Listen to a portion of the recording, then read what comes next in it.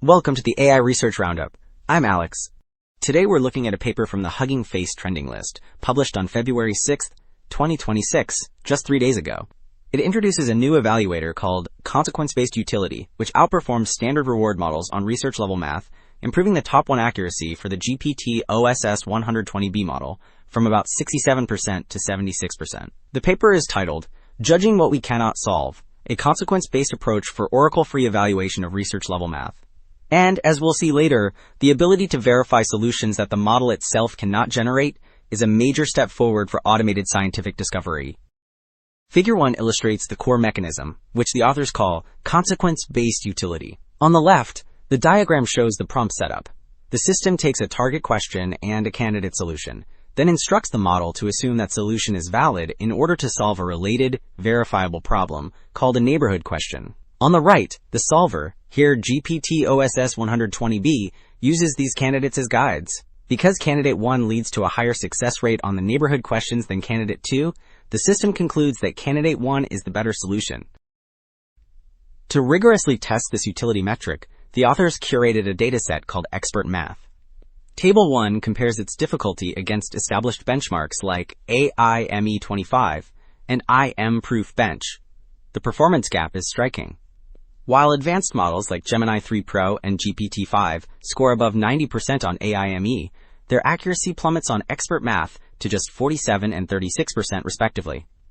Additionally, the row for unsolved problems reveals that 38 questions in this set baffled every model tested, confirming that EXPERTMATH offers a genuine research-level challenge. To make this concrete, Figure 2 breaks down a single example from the EXPERTMATH dataset. In Panel A, we see a target research-level question about the Coxeter system of type D8. Panel B then lists 3 candidate solutions, an expert-written correct answer, a correct model-generated one, and a tricky incorrect one labeled C3.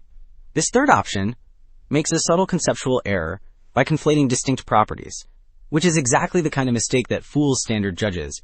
Finally, Panel C displays the neighborhood questions, variations of the original problem, like switching the group to type E7, that allow the system to verify the solution's logic indirectly. So, Table 2 presents the main results, pitting the new method against standard baselines. The first section lists generative reward models, which really struggle here. Notice how AceMath 72 BRM has an AUC of just 20.8.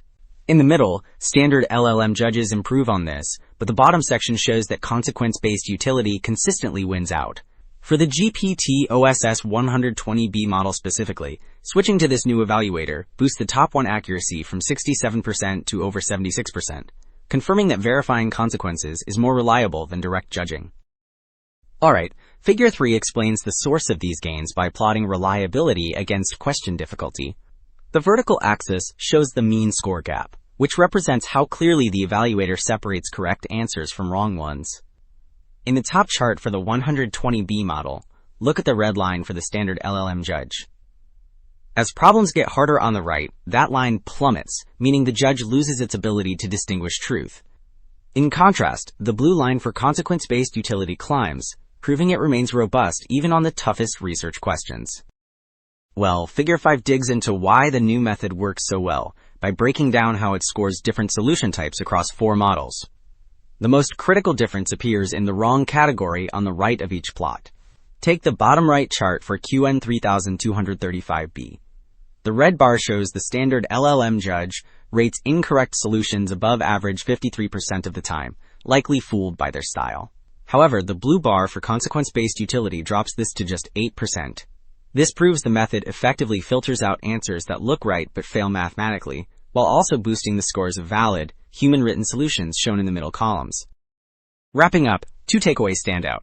First, consequence-based utility shows we can evaluate complex math by testing if a solution helps solve related problems, rather than just checking its style. Second, this breakthrough allows automated systems to verify research-level claims without needing a human oracle. That's it for this episode of the AI Research Roundup. I'm Alex.